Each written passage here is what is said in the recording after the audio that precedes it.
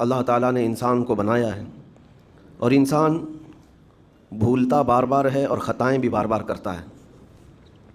خطا کرنے والا اور بھول جانے والا اللہ کی بارگاہ میں ایسا نہیں ہے کہ وہ ہمیشہ کے لیے ناکارہ ہے، بلکہ اللہ تعالیٰ نے اسے زندگی میں بار بار موقع دیے ہیں کہ تو اپنی خطاؤں سے اور اپنی بھول سے پھر سے دوبارہ اپنی اچھی زندگی میں آ جا، اور اسی کو ہم توبہ کہتے ہیں۔ توبہ کا جو آپشن رکھا گیا ہے انسانوں کے لیے، مسلمانوں کے لیے خاص طور پر، بہت ہمت والا ہے، دروازہ ہے، بہت ہمت والا دروازہ ہے۔ اور اسی وجہ سے حدیث پاک میں یہ ہے کہ گناہ کرتا ہے بندہ، پھر توبہ کرتا ہے، پھر گناہ کرتا ہے، پھر توبہ کرتا ہے، یہ کرتا رہتا ہے۔ فرشتے اللہ کی بارگاہ میں عرض کرتے ہیں کہ مولا یہ تو بار بار وہی کرتا ہے پھر توبہ کرتا ہے۔ اگر ہمارے ساتھ کوئی غلطی ایک بار دو بار کر دے، تیسری بار تو ہم اسے چھوڑیں گے بھی نہیں۔ انسانوں کی طبیعت تو یہی ہے، لیکن بندہ جب بار بار ایک خطا کرتا ہے اور پھر توبہ کرتا ہے، پھر خطا پھر توبہ، تو فرشتے جب اللہ کی بارگاہ میں یہ عرض کرتے ہیں کہ مولا یہ ہر بار یہی کرتا ہے، تو جانتے ہیں پروردگار عالم کیا فرماتا ہے؟ ارشاد فرماتا ہے، اے میرے فرشتوں، میرا بندہ مجھے رحمان سمجھتا ہے اس لیے بار بار توبہ کرتا ہے،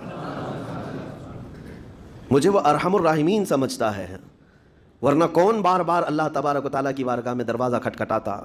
تو رب تبارک و تعالیٰ ارحم الراحمین ہے، یہ تصور ہر مسلمان کے ذہن میں ہے، اس کی وجہ سے وہ کبھی مایوس نہیں ہوتا۔ اور شیطان کا سب سے بڑا حربہ کیا ہے جانتے ہیں آپ؟ سب سے بڑا بہکانے کا اور گمراہ کرنے کا اور ہمیشہ گناہوں میں ملوث رکھنے کا سب سے بڑا آلہ، کہ بندے کو سب سے پہلے نا امید کرتا ہے، اب تیرا کیا ہوگا، تو بہت برباد ہو چکا ہے۔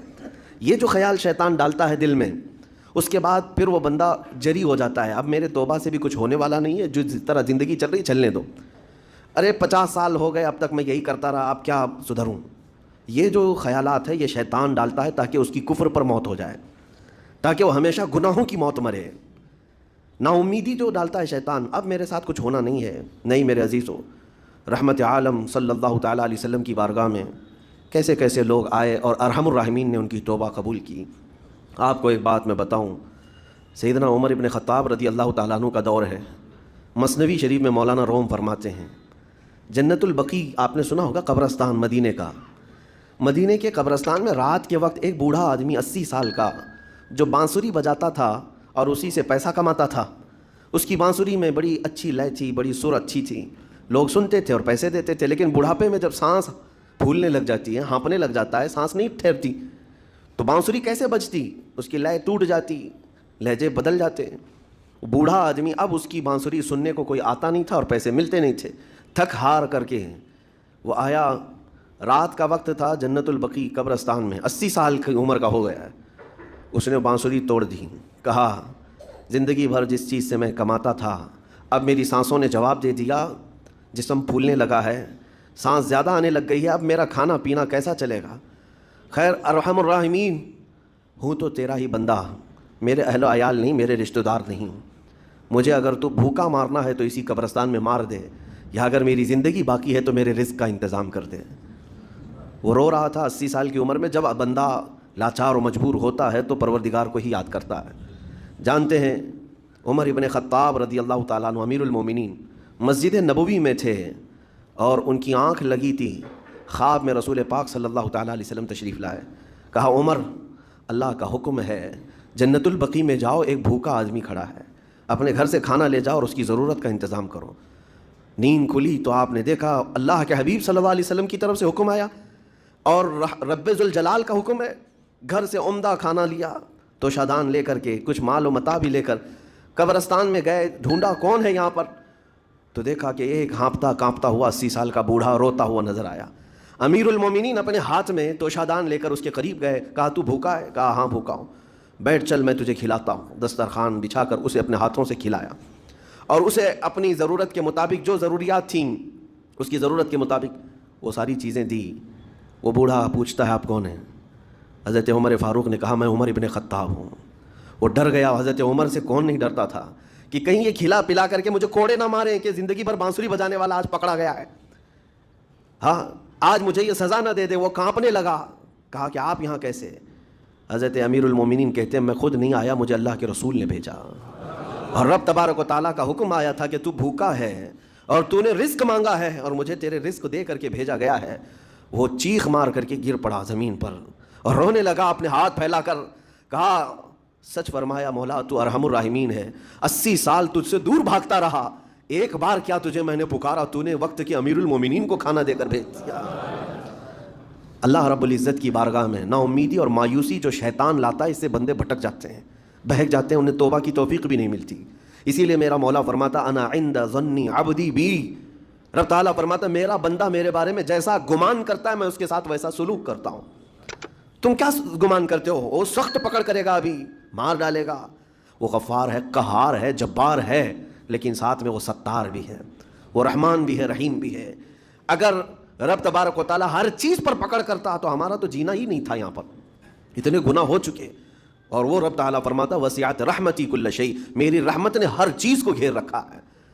اللہ رب العزت بندوں کو معاف کرنے کا اظہار زیادہ فرماتا ہے۔ اور جانتے ہیں آپ، گناہ جب عام ہوتے ہیں، میں آپ کو اپنے گھر کی بات بتا دوں، میرے گھر میں آپ 4 دن کے مہمان بن کر کے آئے ہیں، کبھی میری کھڑکی توڑ رہے ہیں، کبھی دروازہ توڑ رہے ہیں، کبھی ہمارے گھر کے برتن پٹک رہے ہیں، کبھی فرشی اکھاڑ رہے ہیں، کب تک برداشت کروں گا؟ آپ کو نکال کر باہر کر دیں گے، مہمان نہیں، یہ بلا ہو گئی ہے، گھر سارا اجاڑ رہا ہے۔ ایک چیز پر چھوڑ دیا جائے، 2 چیز پر چھوڑ دیا جائے، یہ انسانوں کی فطرت ہے، انسانوں کی فطرت۔ لیکن رب کائنات اپنی کائنات میں ہم بندوں کو اتارا ہے، ہم نے کیا نہیں بگاڑا؟ اپنے گناہوں سے اس کی زمین کو لال کر دیا، ہاں اس کی نافرمانی سے ہم نے اس کائنات کے رنگ کو بدل دیا، کھلے عام گناہ، ننگا پن، بے حیائی، عیاشی، سب کچھ ہوتا رہا۔ اس کی کائنات ہے، اس کی زمین ہے، اس کی سلطنت ہے۔ اور ان گناہوں کی وجہ سے جانتے ہیں آپ، سمندر اللہ کی بارگاہ میں عرض کرتا ہے کہ مولا تو مجھے اجازت دے دے، میں ایسی طغیانی لاؤں گا کہ یہ سب ہلاک ہو جائیں گے۔ ہوائیں اللہ سے اجازت مانگتی ہیں تو مجھے شدت دے دے، میں اتنا تیز اڑاؤں گی کہ ان کے پرخچے اڑ جائیں۔ لیکن جانتے ہو اللہ کی طرف سے جواب کیا آتا ہے؟ سمندر کو بھی رب تعالیٰ فرماتا ہے، ہواؤں کو بھی کہتا ہے رب تعالیٰ رک جاؤ، میں میرے بندوں کے انتظار میں ہوں، میرے بندوں کی توبہ کے انتظار میں ہوں کہ میرے بندے میرے پاس لوٹ آئیں گے۔ اسی لیے اللہ کے حبیب صلی اللہ تعالیٰ علیہ وسلم ارشاد فرماتے ہیں، اللہ تعالیٰ کو سب سے زیادہ خوشی کس بات کی ہوتی ہے جانتے ہیں؟ رب تعالیٰ اپنے بندوں سے کب خوش ہوتا ہے؟ مثال دے کر کے میرے آقا نے فرمایا، مثال دے کر سمجھایا۔ صحرا میں، ڈیزرٹ میں ریتیلے میدان ہوتے ہیں، اس کا سفر بڑا ڈینجر ہوتا ہے۔ آج بھی ڈیزرٹ ہیں بہت سارے، سہارا ڈیزرٹ کا نام سنا ہوگا آپ نے۔ ہم گئے ہیں 200-250 کلومیٹر تک آپ چلتے رہو گاڑی، نہ ایک درخت نظر آتا ہے، نہ پہاڑ نظر آتا ہے، نہ گھر نظر آتا ہے، کچھ بھی نہیں۔ اس طرف میدان ریت کا اور آسمان لگا ہوا دکھتا ہے، ادھر بھی آسمان، تنہا ہم اکیلے نظر آتے رہتے ہیں۔ صحرا کا جو سفر ہوتا ہے بہت کٹھن ہوتا ہے۔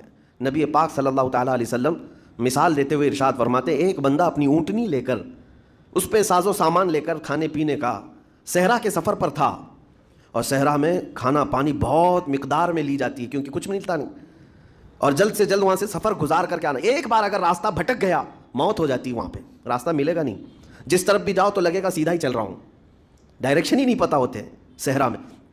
حضور پاک صلی اللہ علیہ وسلم فرماتے ہیں، ایک بندہ صحرا کے سفر میں اپنی اونٹنی کے ساتھ ساز و سامان لے کر سفر پر تھا، بیچ راستے میں اسے نیند آئی، سویا، سو کر کے اٹھا تو دیکھا اس کی اونٹنی ساز و سامان کے ساتھ غائب ہے، صحرا میں، بیچ صحرا میں۔ اب جو سواری تھی وہ غائب ہے، کھانا پانی تھا وہ غائب ہے، کچھ نہیں ہے ساتھ میں۔ گھبرا گیا، پریشان ہوا، اپنی اونٹنی کو ڈھونڈتا ڈھونڈتا تھک گیا، کبھی ادھر کبھی ادھر، کبھی ادھر کبھی ادھر، ہر جگہ کہیں کوئی نشان نظر نہ آئے۔ اور جب سواری نہیں ہے تو اب کئی 100 کلومیٹر کا بغیر کھانے پینے کے کیسے سفر کرتا؟ تھک ہار کر کے دوسرا دن ہو کہ تیسرا دن ہو، ایک جگہ وہ بندہ سو گیا، پھر سے سو گیا، اب راستہ بھی نہیں ملتا۔